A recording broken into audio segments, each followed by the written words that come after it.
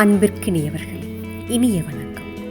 ஒரு வகுப்பறையில் ஒரு ஆசிரியர் உள்ள நுழையிறப்போ அவர் அமர்ற அந்த நாற்காலியை உயரத்தில் யாரோ தூக்கி கட்டி வச்சுருக்குறாங்க. அதை பார்த்துட்டு அந்த ஆசிரியர் எதுவும் சொல்லலை. அந்த வகுப்பறையில் இருக்கிற கரும்பலகையில் போய் கீழ்கண்டவாறு எழுதுகிறார். இன்னைக்கு தேர்வு 15 நிமிடம், 30 மதிப்பெண்கள். கேள்வி 1.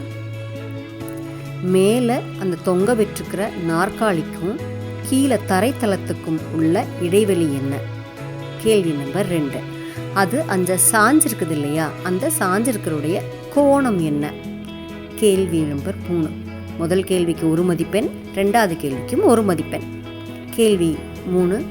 இந்த நாற்காலியை தூக்கி கட்டின மாணவனுடைய பெயரும் அவனுக்கு உதவிய நண்பர்களின் பெயரும் என்ன?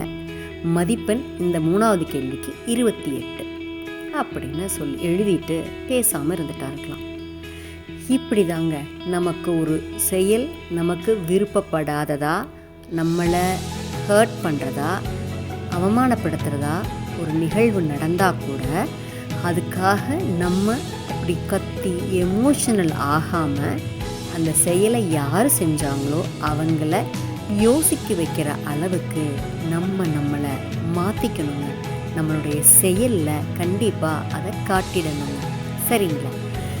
நாளை சந்திப்போம் தோழமையிலே. மகிழ்வுடன் விஸ்டம் மெட்ரிக் மேல்நிலைப்பள்ளி, செய்யாற்றை வென்றார்.